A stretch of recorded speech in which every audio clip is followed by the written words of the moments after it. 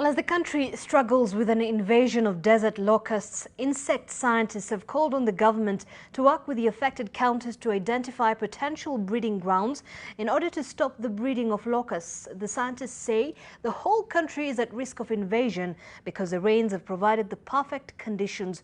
So far, 6 counties have been invaded and the vegetation decimated. Zainab Wandati now joins us with an update from the National Museums of Kenya. Zainab?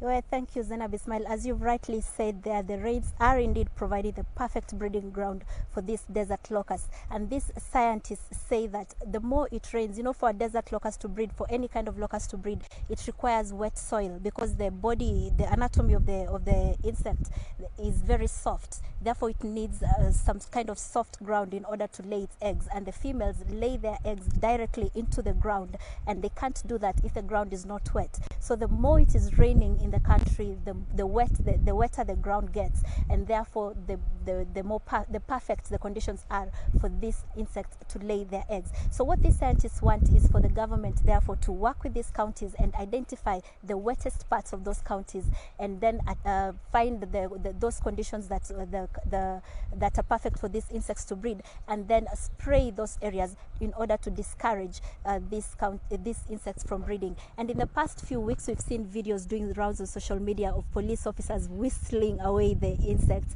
and even throwing tear gas at them and even shooting at them in a bid to chase away these insects. And the scientists say that while you might find that funny, it is actually important to use all kinds of skills available to us, including indigenous knowledge, to get rid of these insects. And part of this indigenous knowledge also includes eating the insects, because they are an excellent source of protein for both animal and human health. And as the police when they throw the tear gas, the point is to chase away these locusts. But only what happens is that they migrate from this point where they're being chased away to another point. And currently in Kenya, this morning we heard that Isiolo and Meru counties have also been invaded, bringing it to a total of 6 counties affected. And even though the name of this locust is desert locust, that does not mean that they're confined to the dry lands. The scientists say that these locusts actually move with the rain, and they're only called desert because they live in the dry lands. But of course, I'll have more details on this story and also explain further how best to prevent an invasion and how you can get rid of these locusts when they come to you in subsequent bulletins.